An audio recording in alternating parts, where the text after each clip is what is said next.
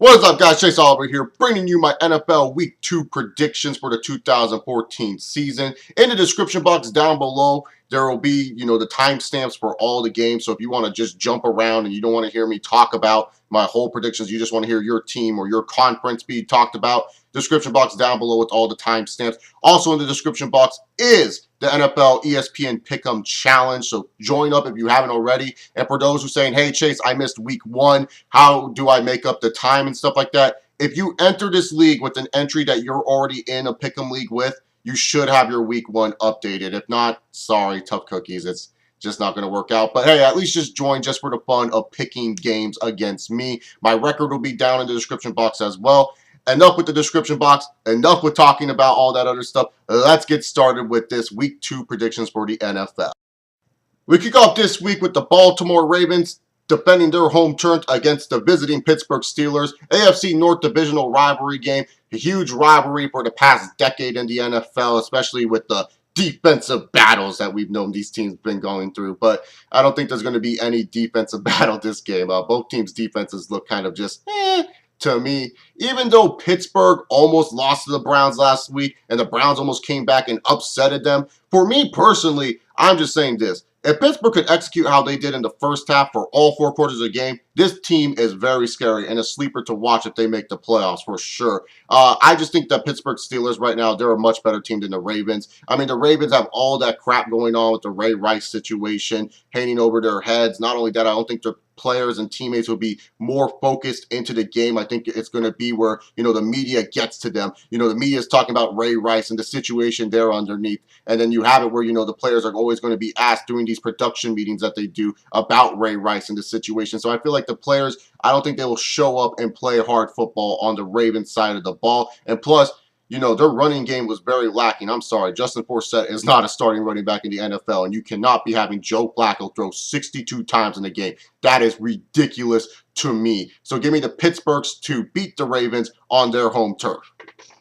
The Atlanta Falcons will travel to take on the Cincinnati Bengals. Both teams beat divisional rivals last week in really, really good games. Cincinnati dominated the Ravens for most of the game, and Atlanta got a close win against the New Orleans Saints. So really, to be honest, good wins for both clubs, in my personal opinion. Now, who do I think is going to win this football game? You got Atlanta's dynamic offense taking on that tough Cincinnati defense. But I think the Atlanta Falcons, they'll do enough to win this game. I see this game being very close. I see maybe another Matt Bryant game-winning field goal to seal the deal for Atlanta. But I'm really high on this Atlanta team.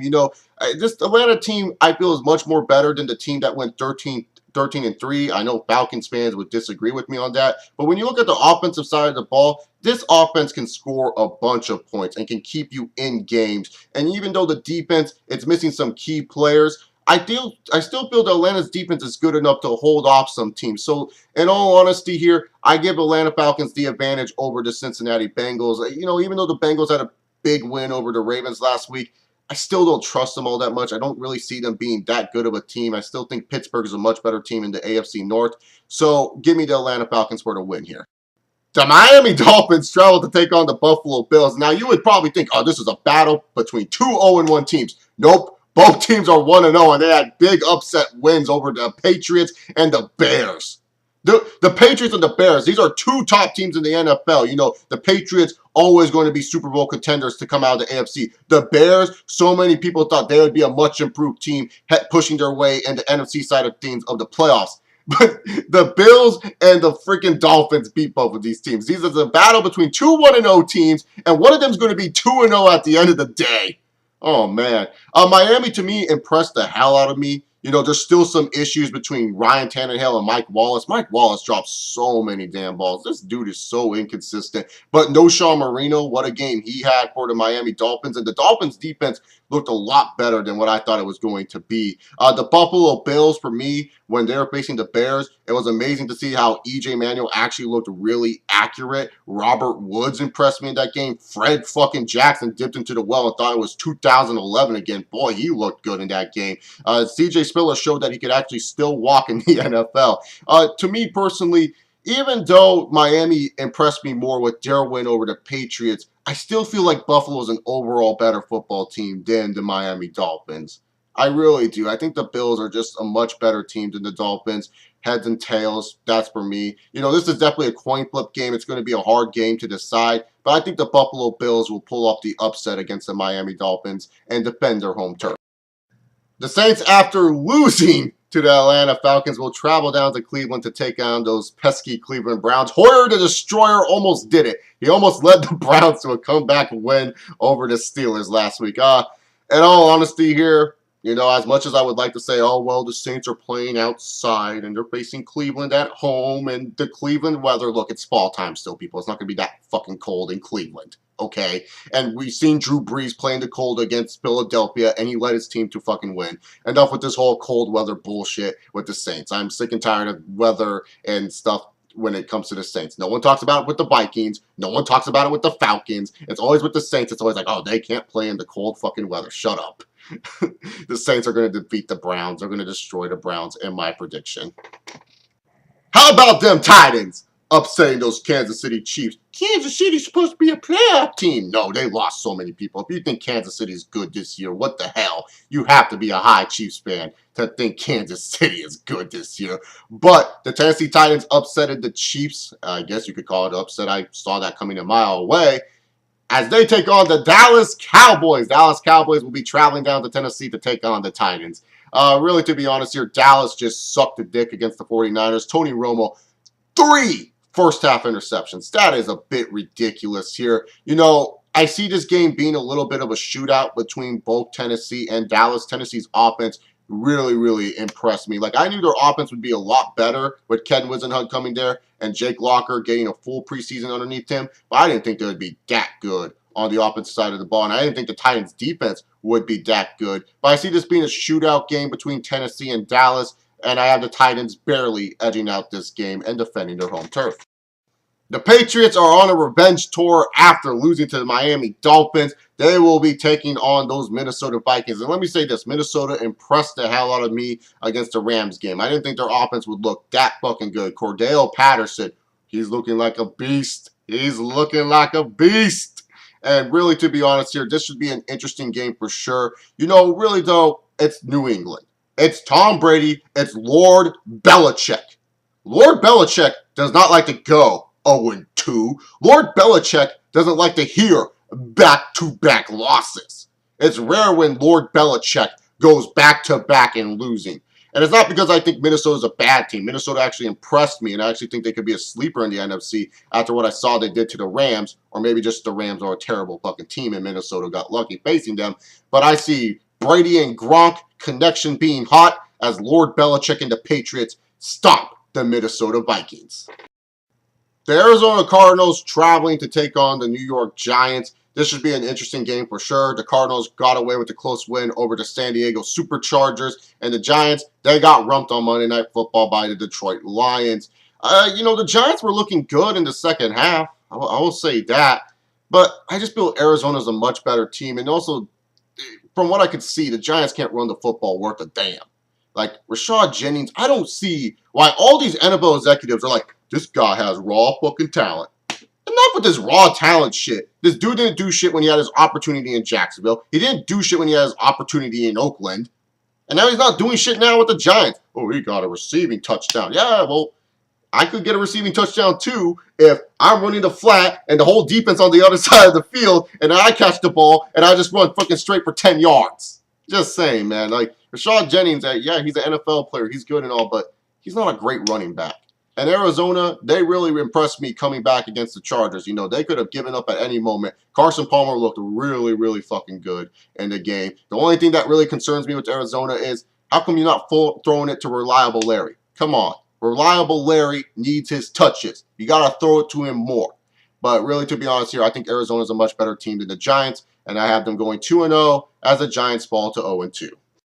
The Jaguars travel to take on the Washington Redskins. Redskins did not look good in their first game against the Texans, but the Jaguars, they just almost surprised the Eagles. What did I say? I said it last week in the predictions. I told the Eagles, don't sleep on the Jaguars. They could come up and surprise you. And guess what? The Jaguars almost pulled off the surprise of the century. I bet you all you motherfuckers are picking up Allen Hurns in your little fantasy leagues. That's for damn sure. But when it comes down to this game between the Jaguars and the Redskins, I think the Redskins, They just struggled a little bit. You know, they had sloppy red zone possession. You know, there was a bunch of fucking fumbles that should have not happened. I think they're an overall better team than the Jacksonville Jaguars. As long as they don't sleep on the Jaguars and they don't take this like, LOL, it's the Jacksonville Jaguars, we're going to destroy them. The Redskins should win this game, and I see it being a close one.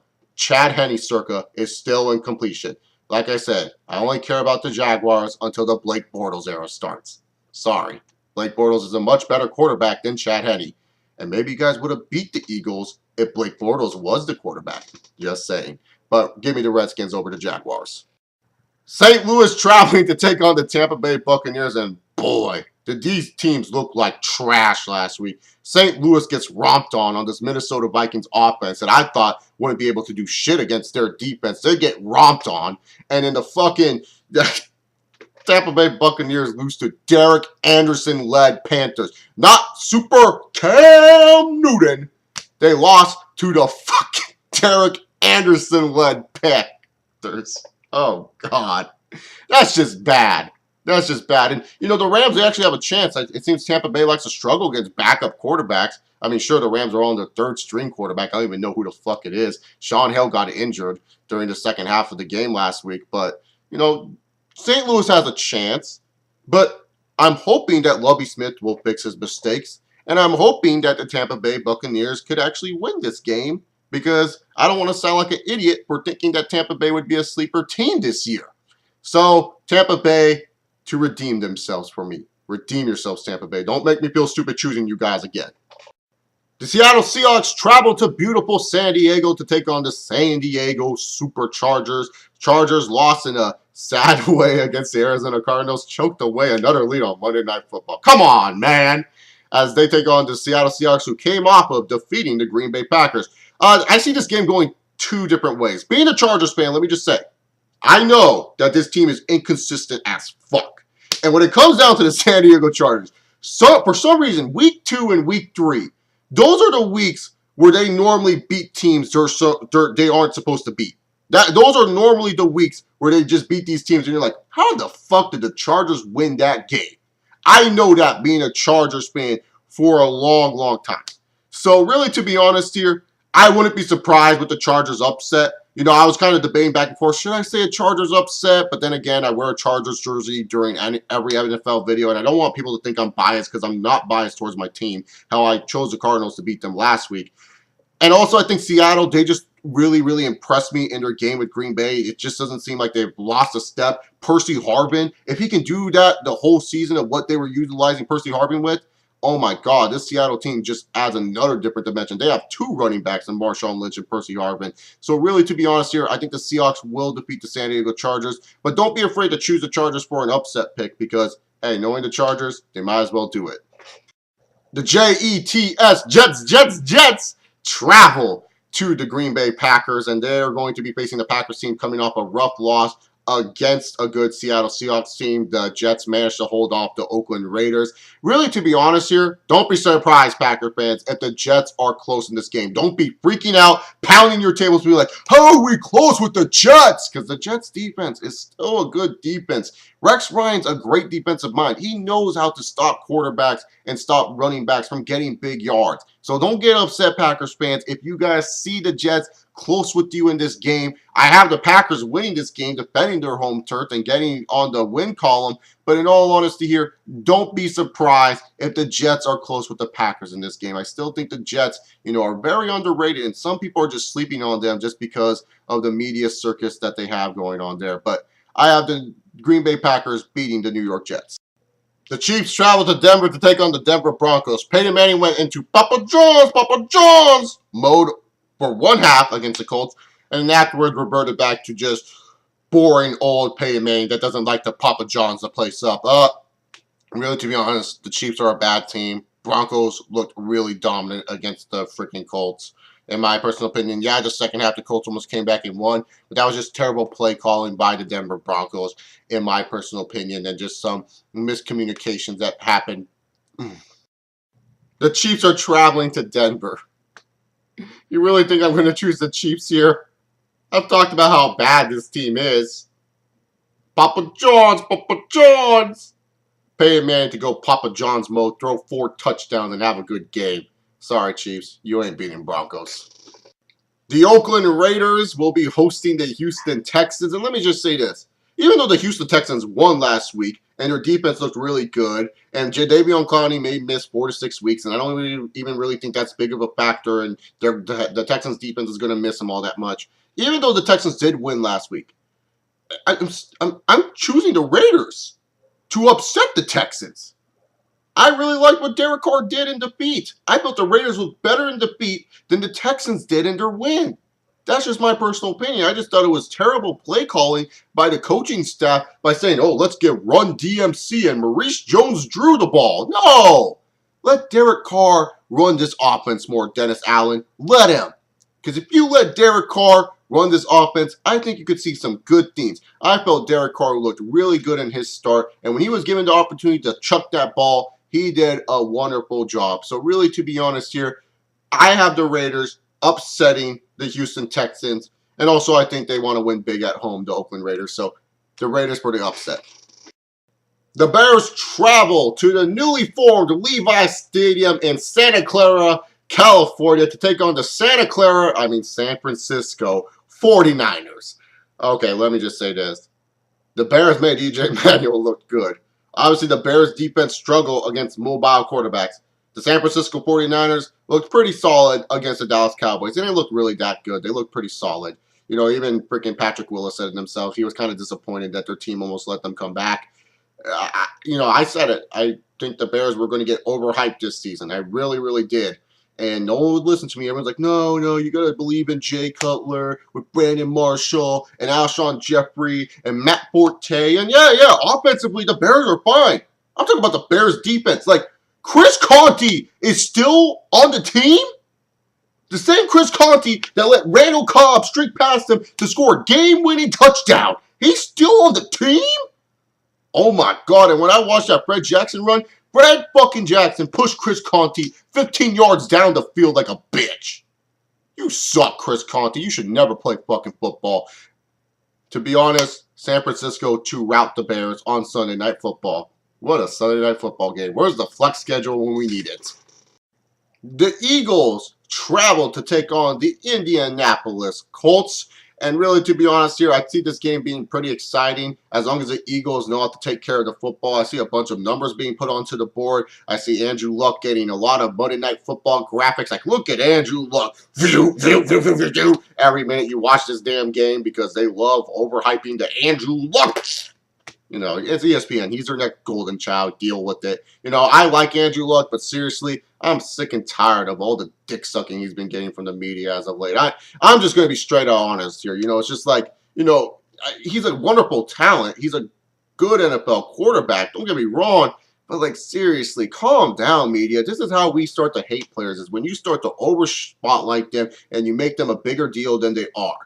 You know, he's a third-year quarterback. Let him calm down a little bit, seriously. I can understand if he's like a fifth-year, sixth-year quarterback and he's been putting up these wonderful numbers and stuff, but he's a third-year quarterback. Calm down with the overhyping of him, seriously.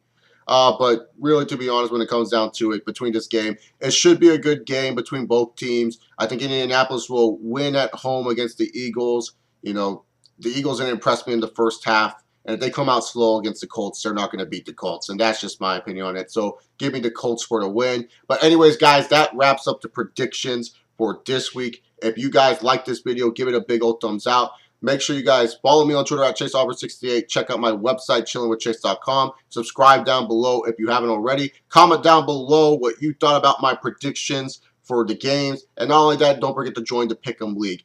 Anyways, guys, I'm out of here. Enjoy your day. Peace.